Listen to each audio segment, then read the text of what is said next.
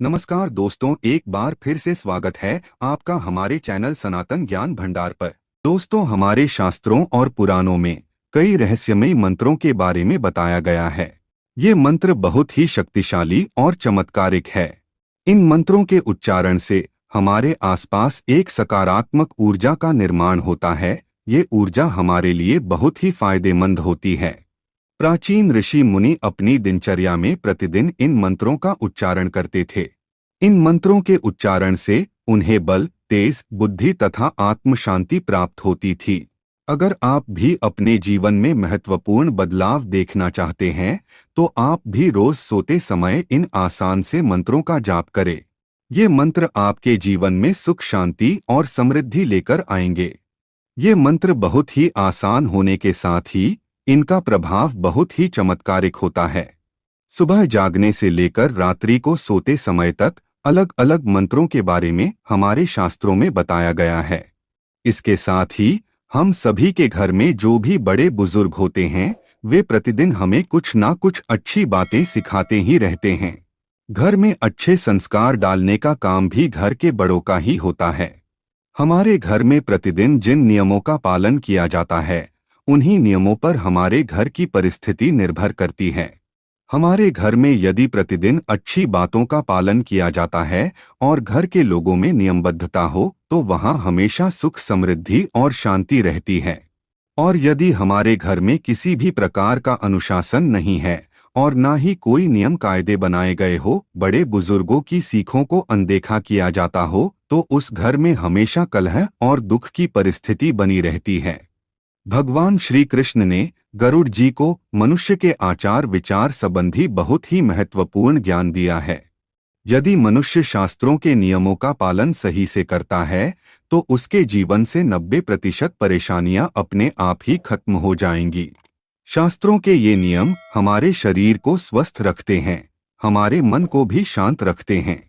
इन नियमों का पालन करने पर आप कभी मानसिक रूप से बीमार नहीं होंगे।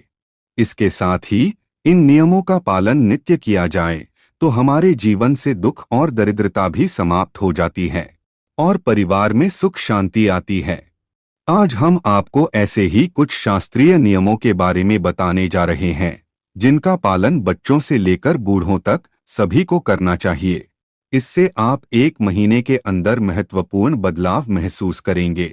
आप खुद अपने घर की परिस्थिति को अपनी आंखों के सामने बदलता हुआ देखेंगे। इन चमत्कारिक नियमों का प्रभाव ही ऐसा पड़ता है कि व्यक्ति ईश्वर के सानिध्य में चला जाता है और ईश्वर से जुड़ जाता है। तब उसके जीवन से सभी प्रकार के दुख खत्म हो जाते हैं। आइए जानते हैं उन महत्वपूर्ण नियमों के बारे में। दोस्तों, वैसे तो हमारे सभी धर्मशास्त्रों में प्रातः काल सूर्योदय से पहले ही उठने के लिए सर्वोत्तम समय माना गया है, लेकिन आजकल की अनियमित दिनचर्या में यह असंभव सा लगता है। फिर भी हमें सुबह जितनी जल्दी संभव हो उतनी जल्दी उठने की कोशिश करनी चाहिए।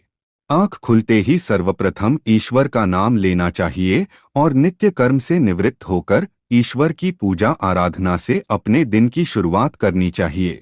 ऐसा करने से आपके तन और मन में नई चेतना और सकारात्मक ऊर्जा व्याप्त होती है, जो दिन भर आपको अच्छी बातों की ओर प्रवृत्त करती है। यदि संभव हो तो सूर्योदय के समय सूर्य देवता को अर्घ्य जरूर दे। सूर्य देवता को अर्घ्य देने के साथ ही सूर्य नमस्कार करने की भी आदत डालें। सूर्य नमस्कार एक सर्वांगीण व्यायाम होने के साथ ही सूर्य देवता के प्रति अपनी कृतज्ञता व्यक्त करने का माध्यम भी है। सूर्य मंत्रों के साथ सूर्य नमस्कार करने से मानसिक प्रसन्नता और शांति मिलती है और साथ ही निरोगी काया और जीवन के प्रति उत्साह भी जागृत होता है। इसलिए प्रतिदिन सूर्योदय के समय सूर्य देवता को नमस्कार करने की आदत डालें। दोस्तों, कुछ पेड़ पौधों को ईश्वर का विशेष आशीर्वाद प्राप्त रहता है। ऐसे पेड़ पौधों की हमारी हिंदू संस्कृति में भगवान की तरह ही पूजा की जाती है। ऐसा ही एक अत्यंत पवित्र पौधा है तुलसी का पौधा। यह पवित्र पौधा हर हिंदू घर में होना ही चाहिए। शास्त्रों में कहा जाता है कि जिस घर में तुलसी वृंदावन नहीं है, वहां श्री हरि का वास भी नहीं है, और जहां श्री हरि का वास नहीं है, वहां लक्ष्मी जी का वास कैसे हो सकता है। तुलसी श्री कृष्ण की अत्यंत प्रिय सखी होती है। सुबह तुलसी को जल अर्पण करने से और कुछ समय तुलसी के पौधे के पास बैठने से अत्यंत शुद्ध और पवित्र हवा हर श्वास के साथ हमारे शरीर में प्रवेश करती है, जो हमें दिन भर सकारात्मक रहने में सहायता करती है। इसलिए देव पूजा और सूर्य उपासना के पश्चात तुलसी की भी पूजा करें। तुलसी की माला को भी गले में धारण करने से मन की शुद्धता और सात्विकता बढ़ती है, मनोबल बढ़ता है और आरोग्य प्राप्ति होती है।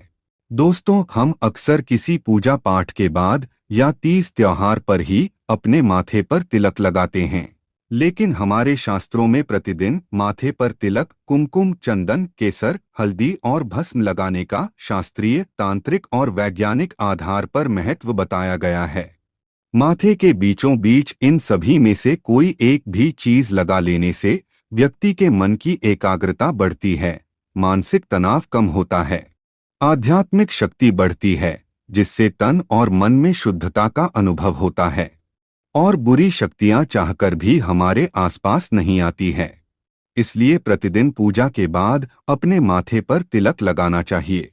दोस्तों, घर में रोज शुद्ध और सात्विक भोजन बनाना चाहिए और सबसे पहले भगवान को भोग लगाकर फिर सबने खाना चाहिए। हमेशा पहली रोटी गौमाता की और आखिरी रोटी कुत्ते की निकालनी चाहिए और उन्हें खिलाना भी चाहिए। संध्याकाल में भी नियमित रूप से अपने पूजा स्थान पर दीपक अवश्य जलाएं। साथ ही संभव हो तो घर के सभी सदस्य मिलकर ईश्वर की उपासना करें और श्लोक, भजन या मंत्रोच्चार करें। भगवत गीता या रामायण जैसे पवित्र ग्रंथों का पठन करना भी श्रेष्ठ होता है। इससे घर का वातावरण सुखद और शुद्ध होता है और साथ ही घर के लोगों में सुसंस्कार भी जागृत होते हैं। शाम को तुलसी के पास भी दिया जलाएं। घर की सारी नकारात्मकता चुटकियों में दूर हो जाती है। घर में नियमित रूप से छोटे ही सही लेकिन धार्मिक अनुष्ठान आयोजित करते रहे।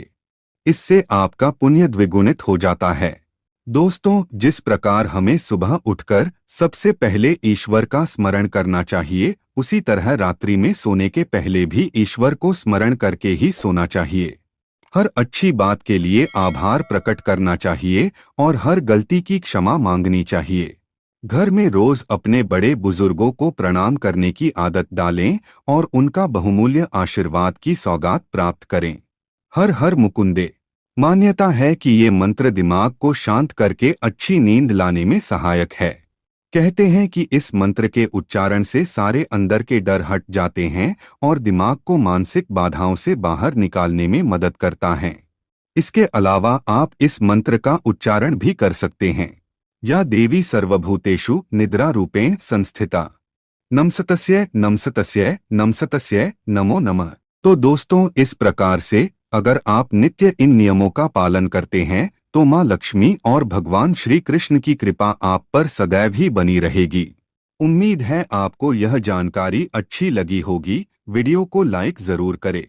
कमेंट में जय श्री कृष्ण और जय माँ लक्ष्मी अवश्य लिखें। साथ ही चैनल को सब्सक्राइब करना न भूलें। आप सभी का धन्यवाद।